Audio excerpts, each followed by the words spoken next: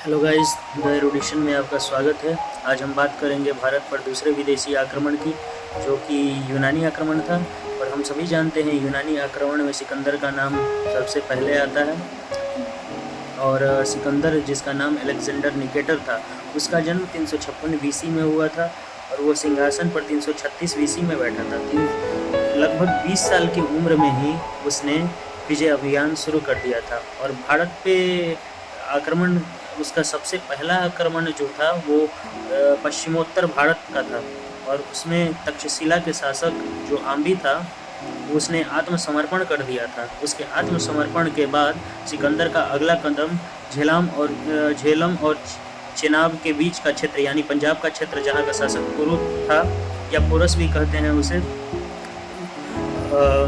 वहाँ की ओर उसने अपना अगला कदम बढ़ाया। और पुरु, जो कि बहुत ही बहादुर शासक था, उसने बहुत बहादुरी के साथ अपनी लड़ाई लड़ी थी।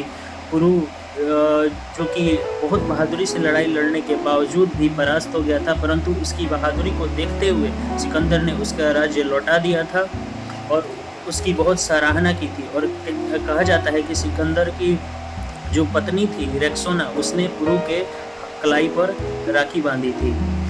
पुरु को जीतने के बाद उसका अगला कदम पाटलिपुत्र यानी मगध की तरफ था, परंतु सिकंदर की सेना ने पाटलिपुत्र पर आक्रमण करने से मना कर दिया। तत्पश्चात सिकंदर को वापस लौटना पड़ा था। उसने भारत में 2 शहर की स्थापना कराई थी, जिसमें एक निकैया नगर और एक बुफे कराल, जो कि उसके घोड़े के नाम पे था।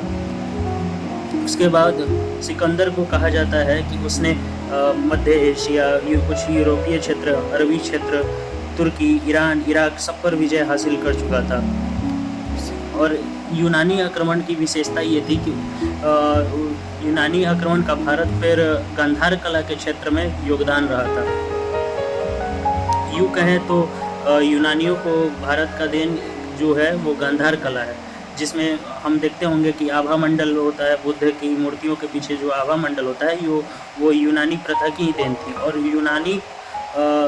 यूनानी आक्रमण के पश्चात एक कुरीतियाँ भी भारत को मिली थी, जो कि पर्दा प्रथा है। पर्दा प्रथा की शुरुआत यूनानी आक्रमण के समय ही हुई थी।